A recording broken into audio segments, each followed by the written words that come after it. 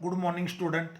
मागच्या लेक्चरमध्ये आपण Faraday's laws of electromagnetic induction study केले.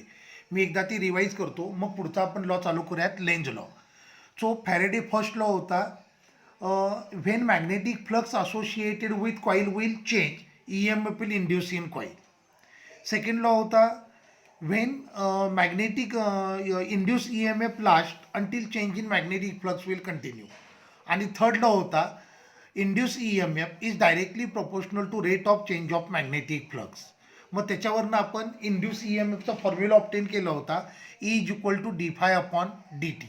जर सपोज करा कॉईलला एन नंबर ऑफ टर्न्स असतील तर इंड्यूस ई एम एफ असेल N d phi upon d t. Induce current असेल E upon R, so N d phi upon R d t. आणि induce charge असेल डी फाय अपॉन आर.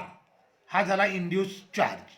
तर Faraday law आपण study केला. Faraday लॉचा एक important drawback हा होता, by using Faraday law one can predict only magnitude of induce E M F, but we can't predict direction of induce E M F.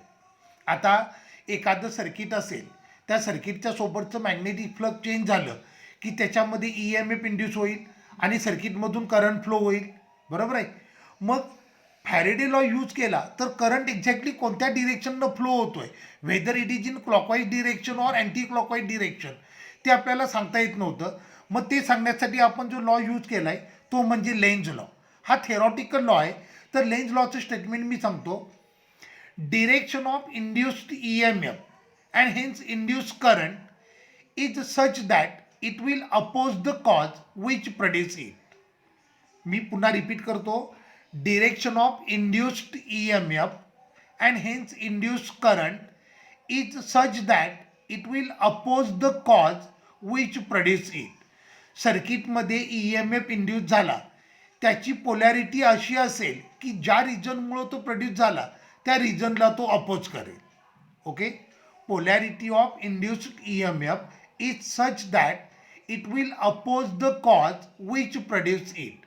ज्या रिजनमुळं सर्किटमध्ये ई एम एफ इंड्यूस झाला, E M F इंड्यूसची polarity अशी असेल की ज्या रिजनमुळं तो इंड्यूस झालाय त्या रिजनला तो अपोज करेल.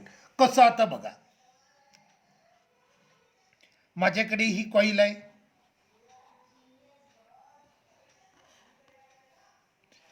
अ coil is connected to galvanometer and this is magnet. आता आपण मागच्या लेक्चरमध्ये स्टडी केलंय, when coil and magnet both are at rest position, magnetic flux associated with coil is constant. As a result of this E M F induce is zero, induce current is zero.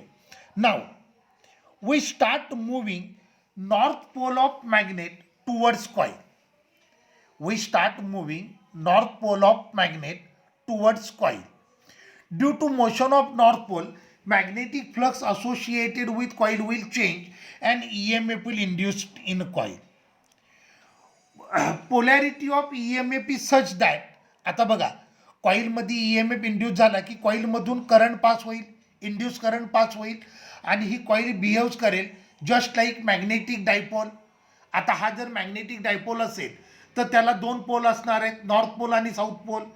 So when we start moving north pole of magnet towards coil, EMF will induce in a coil and it set induced current in such a way that front portion of coil will acquire north polarity and back portion will acquire south polarity.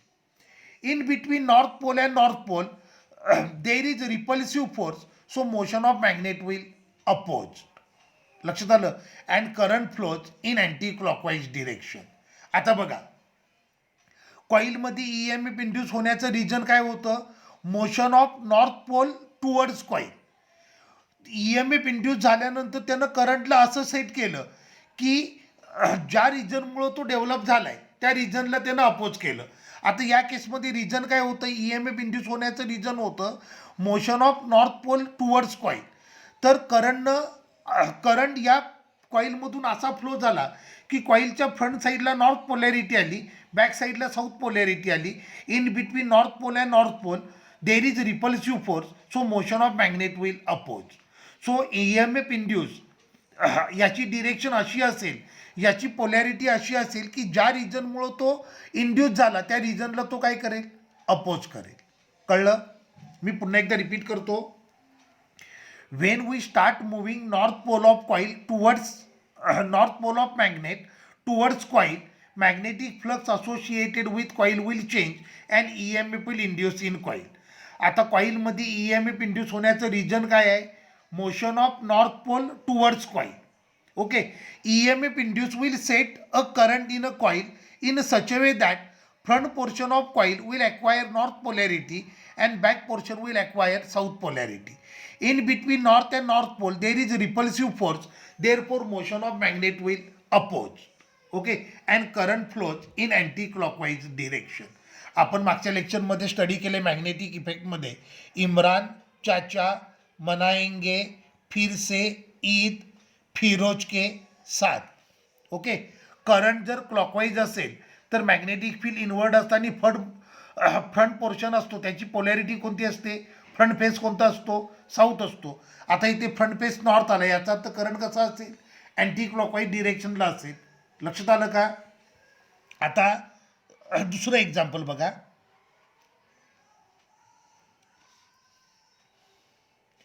Now we start moving north pole of magnet away from coil.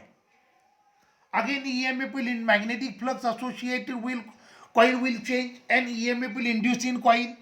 Now हा जो EMF induce झालाय तो करंटला असं set करेल की ज्या रिजनमुळे EMF induce झालाय ते रिजनला अपोजिशन क्रिएट होईल.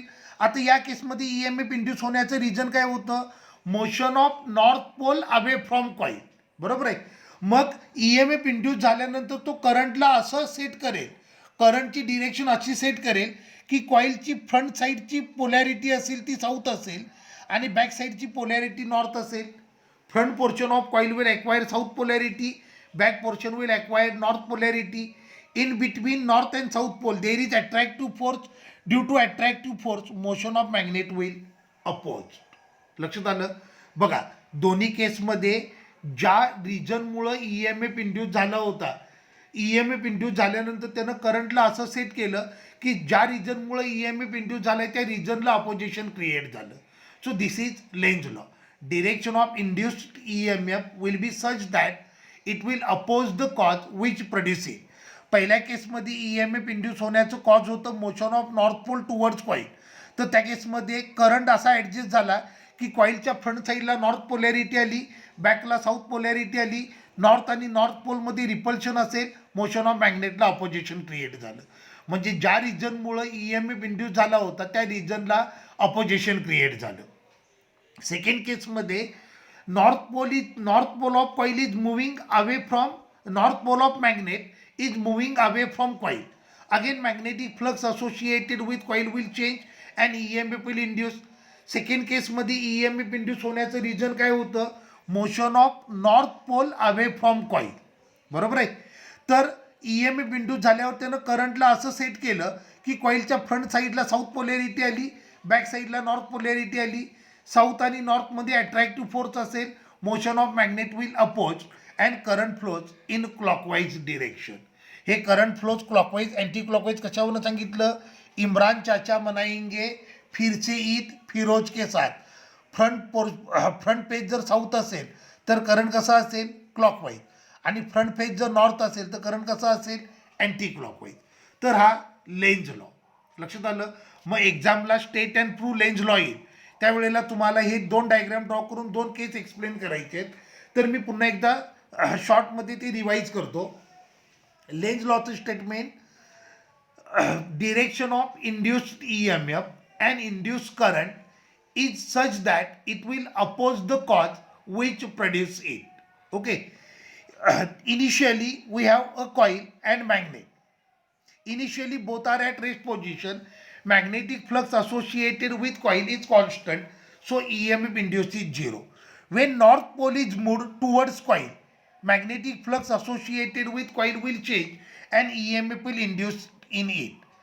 This induced EMF will produce induced current which flows in such a way that front portion of coil will acquire north polarity and back portion will acquire south polarity.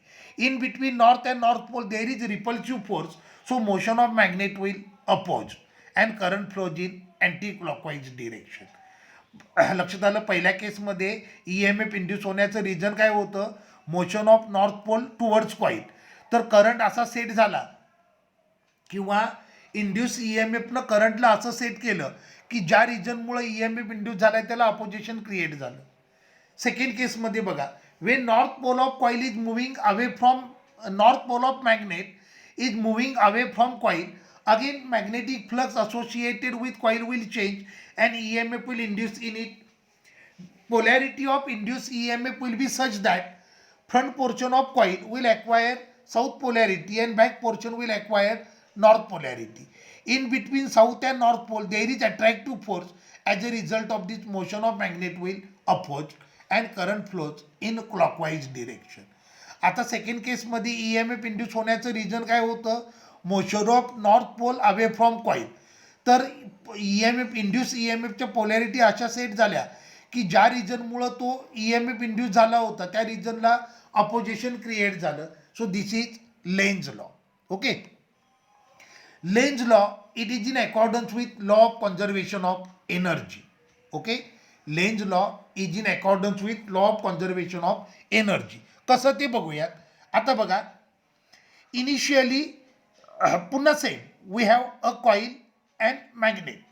Initially coil and magnet both are at rest position. Magnetic flux associated with coil is constant, so EMF induce is zero. When north pole of coil is moved towards north pole of magnet is moved towards coil, magnetic flux associated with coil will change and EMF will induce in it. Polarity of EMF is such that front portion of coil will acquire north polarity, back portion will acquire south polarity. In between north pole and north pole there is a repulsive force, so motion of magnet will oppose. Okay, in order to overcome that opposition, work has to be performed which stored in a form of energy. लक्षात आलं. So Lenz law हा it is in accordance with law of conservation of energy. तर हा एनर्जीच्या law of conservation of एनर्जीच्या अकॉर्डन्समध्ये कसं आहे, तर repulsive force generate होतोय. Repulsive फोर्समुळं मॅग्नेटच्या मोशनला opposition create होतंय. ही अपोजिशन जर ओव्हरकम करायचं असेल then we have to perform work which stored in a form of energy. Second case बघा, when north pole of magnet is moving away from coil, again magnetic flux associated with coil will change and EMF will induce. Now polarity of induced EMF will be such that front portion of coil will acquire south polarity, back portion will acquire north polarity. In between south pole and north pole there is attractive force. Due to attractive force, motion of magnet will oppose. To overcome that opposition, work has to be performed which stored in a form of energy. So Lenz law, it is in accordance with law of conservation of energy. Okay, आता हा Lenz law झाला. Lenz लॉचा main drawback आहे की यानं फक्त तुम्हाला induce EMFची polarity predict करता येईल, इंड्यूस EMFची डिरेक्शन सांगता येईल, but you can't tell magnitude. मग त्यासाठी आपल्याकडे आहे Faraday Lenz law.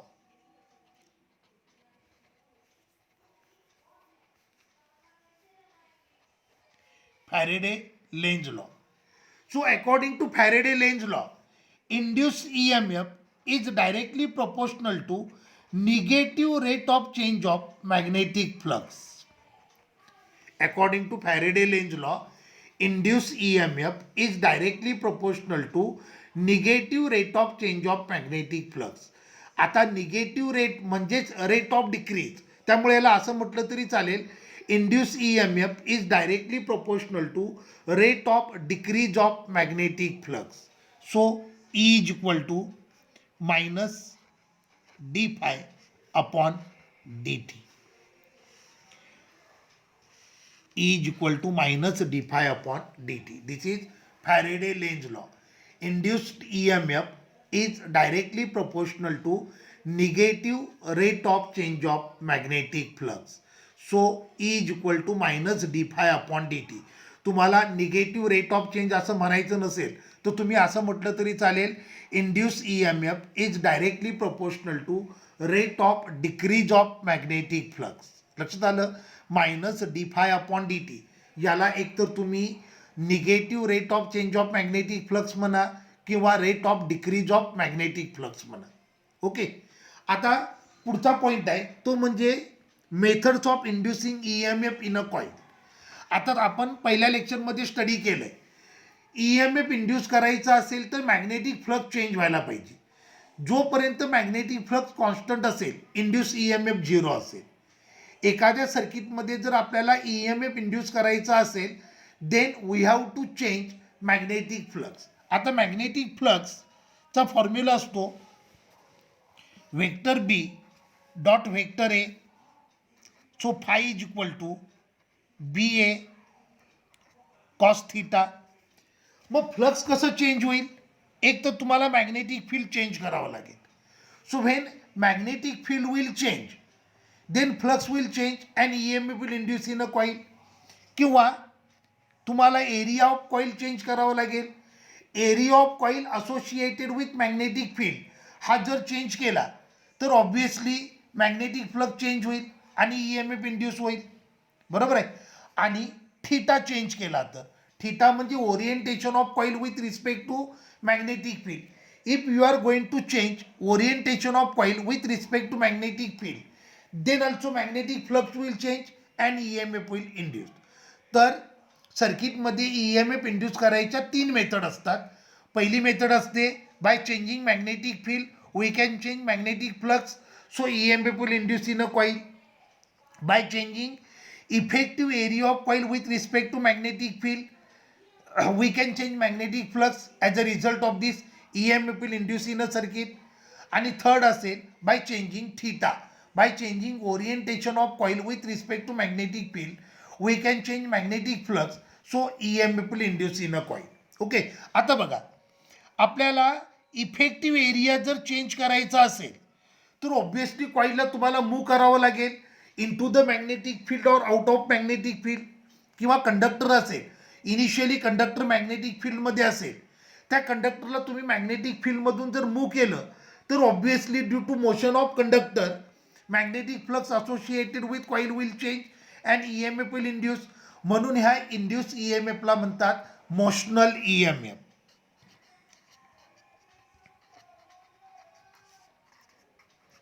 Motional EMF. Okay, in order to change effective area of coil with respect to magnetic field we are going to move a coil towards or away from magnetic field. Due to motion of coil magnetic flux will change. As a result of this EMF will induce in a coil. हा EMF induce होण्याचं reason काय होतं? Motion of coil through magnetic field किंवा motion of conductor through magnetic field. म्हणून या EMFला म्हणतात motional EMF. लक्षात आलं? सो आता आपल्याला स्टडी करायचं आहे EMF induce in a coil due to translatory motion of conductor. Okay, EMF induce in a coil due to translatory motion of conductor. So बघा, we have conducting coil ABCD.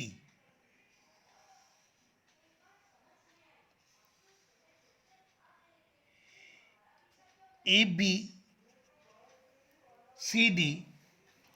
is conducting coil which is provided with a movable side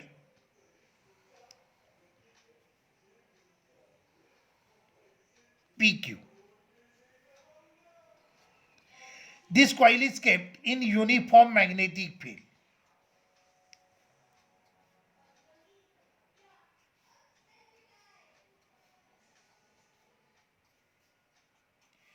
Coil is kept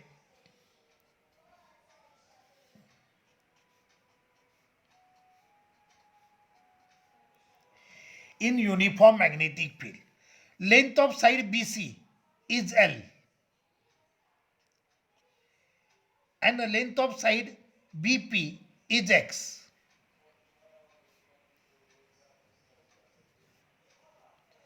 किंवा length of side CQ is X. Okay, we have a conducting coil ABCD placed in a uniform magnetic field perpendicular to the plane acting inward. Okay, L is length of vertical side, तर horizontal साइडची length किती आहे x आहे. A coil is provided with a movable slider PQ. This is conductor PQ which can slide along the horizontal length of conductor. Okay, along the horizontal length of coil. We have a conductor PQ which can be slide along horizontal length of coil. Okay, now initially this conductor is at rest position. At that time area of loop असेल L into X, बरोबर आहे. Now we are going to move conductor with velocity V in outward direction in order to increase length X. आता आपण कंडक्टरला आउटवर्डला move करतोय in order to increase length X. As a result of this conductor move झाला की length change होऊ लागले, बरोबर आहे. म्हणजे ऑब्व्हियसली एरिया चेंज होणार आणि EMF इंड्यूस होणार. So rate of change of magnetic flux d∅ upon dt is equal to हे आलं d/dt ऑफ फ्लक्सचा फॉर्म्युला असतो B इंटू ए, बरोबर आहे. आता या केसमध्ये बघा हे आलं d/dt ऑफ B आणि एरिया किती आहे L इंटू एक्स. सो हे आलं BL dx अपॉन dt. सो d∅ upon dt is nothing but dx upon dt म्हणजे V. हे आलं BLV. Equation number 1. मी पुन्हा एकदा सांगतो, मी रिपीट करतो, नीट ऐका. ही कॉईल आहे, conducting coil. It is placed in a magnetic field which is provided with conductor PQ which can slide along its length. Initially conductor is at rest position. त्यावेळेला vertical साईडची length L आहे आणि horizontal साईडची length X आहे. So area of coil associated with magnetic field हा झाला L into x. आता आपण कंडक्टरला move करायला सुरुवात केलं with velocity V in outward direction. आता कंडक्टर आउटवर्डला मूव्ह झाला, so obviously length of side X will increase. Magnetic flux associated with coil will change, बरोबर आहे. कारण तुम्ही कंडक्टरला आउटवर्डला मूव्ह केलं की X ही साईड लेंथ चेंज होणार. As a result of this area of coil associated with magnetic field will also change. So rate of change of magnetic flux find केलं. Rate of change of magnetic flux d∅ upon dt is equal to d/dt of phi म्हणजे vector B dot vector A. सो phi is equal to BA cos theta. या केसमध्ये theta 0 आहे कारण magnetic flux आहे ते perpendicular आणि inward आहे आणि एरिया वेक्टर देखील कसा आहे perpendicular and inward. So magnetic flux आणि एरिया वेक्टर दोघं एकमेकाला पॅरलल आहेत, त्यामुळे थीटा 0 झाला. लक्षात आलं का. एरिया वेक्टर म्हणजे perpendicular drawn to the plane of coil. So perpendicular drawn to the plane of coil आणि मॅग्नेटिक फील्ड हे दोघं सेम डिरेक्शनला आहेत, हे दोघं एकमेकाला पॅरलल आहेत, त्यामुळे थीटा 0 झालं. त्यामुळे हे आलं d/dt ऑफ BA. मग एरिया पुट केला, एरिया आहे L इंटू एक्स. सो हे आलं BL dx अपॉन dt. सो d∅ upon dt is equal to मला मिळालं dx upon dt is nothing but V velocity. सो d∅ upon dt is equal to BLV.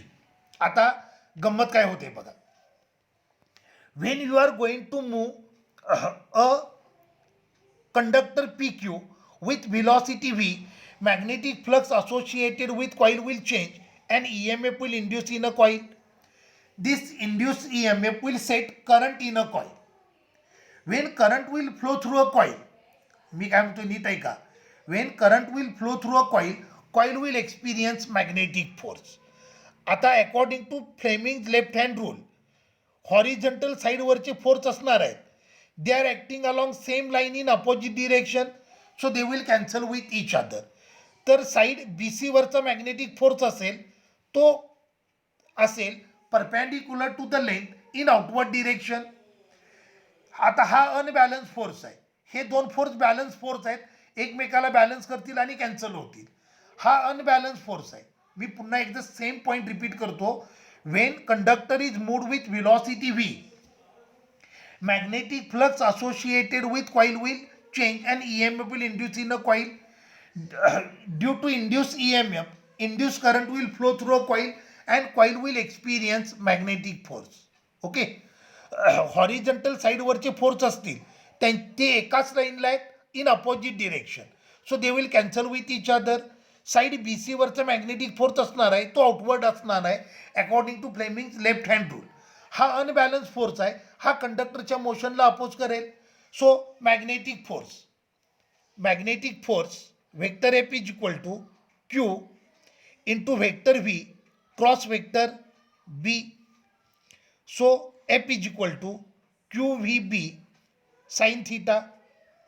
हा झाला magnetic force. This magnetic force will oppose motion of conductor. In order to overcome that opposition we have to perform work. बरोबर आहे. कंडक्टरला आपल्याला आउटवर्डला move करायचं with velocity V. कंडक्टरच्या मोशनमुळं इथे मॅग्नेटिक फोर्स जनरेट झाला. हा मॅग्नेटिक फोर्स आहे तो कंडक्टरच्या मोशनला अपोज करेल.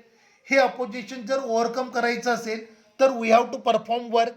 Therefore work done is nothing but force into length, force into displacement. So याला force into length. So work done आलं Q V B sine theta into L. हे झालं वर्क डन. बरोबर आहे. आता induce EMF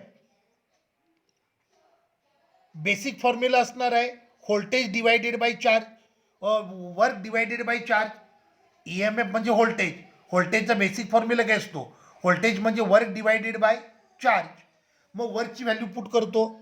so induce EMF is equal to Q V B sine theta into L divided by Q. हे Q Q cancel झालं. हे लक्षात आलं का तुमच्या? व्होल्टेजचा बेसिक फॉर्म्युला असतो वर्क डिवायडेड बाय चार्ज. मग EMFचा फॉर्म्युलाला वर्क अपॉन चार्ज, त्याच्यामध्ये वर्कला पुट केलं. सो इंड्यूस EMF आलं BLV साइन थीटा. आता इंड्यूस EMF मॅक्झिमम केव्हा असेल? ज्या वेळेला साइन थीटाची व्हॅल्यू +1 असेल त्यावेळेला. बरोबर आहे. इंड्यूस EMF मॅक्झिमम केव्हा असेल? ज्या वेळेला साइन थीटा मॅक्झिमम असेल. सो साइन थीटाची मॅक्झिमम व्हॅल्यू किती असते? +-1. सो मॅक्झिमम EMF मला मिळालं BLV. So this is formula for motional EMF. लक्षात आलं? मोशनल EMF किंवा EMF induce due to translational motion of conductor. Formula काय आला? E is equal to BLV. म्हणजे B मॅग्नेटिक फील्ड, L म्हणजे length of conductor, V is velocity of conductor. Clear झालं? Motional EMF किंवा EMF induce due to translational motion of conductor. Formula आला E is equal to BLV. Clear झालं? So this is EMF induce due to translational motion of conductor. पुन्हा एकदा derivation अगदी सोपं आहे. पहिल्यांदा डायग्राम बघा. पहिल्यांदा कंडक्टर रेस्ट पोझिशनला होता त्यावेळेला इंड्यूस EMF 0 होता. बरोबर आहे. कारण मॅग्नेटिक फ्लक्स कॉन्स्टंट होतं. त्यावेळेला कंडक्टरचा कॉईलचा एरिया किती होता? A is equal to L into X. ज्या वेळेला तुम्ही कंडक्टरला मूव्ह केलं in outward direction with velocity V, magnetic flux associated with coil will change. मग magnetic flux BA cos theta. Theta 0 आहे कारण एरिया वेक्टर आणि मॅग्नेटिक फील्ड एकमेकाला पॅरलल आहेत. मग मॅग्नेटिक फ्लक्स किती आलं? B इंटू A आलं. मग कंडक्टरला मूव्ह केलं, rate of change of magnetic flux find केलं. Rate of change of magnetic flux किती आलं? B into A. एरियाला पुट केलं LX. So BL dx upon dt. dx upon dt म्हणजे V. आता कंडक्टरच्या मोशनमुळं EMF इंड्यूस झाला, त्यामुळं वायरमधून करंट फ्लो झाला, त्या कॉईलमधून करंट फ्लो झाला आता कॉईलमधून करंट फ्लो झाल्यानंतर coil will acted upon by magnetic force. Horizontal साईडवरचे मॅग्नेटिक फोर्स एकमेकाला कॅन्सल करतील. तर साईड बी सी आहे त्याच्यावरचा फोर्स अनबॅलन्स असेल, तो कॉईल कंडक्टरच्या मोशनला अपोज करेल. हे अपोजिशन ओव्हरकम करायचं असेल तर वर्क परफॉर्म करावं लागेल. मग वर्क म्हणजे फोर्स इंटू लेंथ. मग त्याच्यामध्ये मॅग्नेटिक फोर्सची व्हॅल्यू पुट केली Q E B sine theta into L.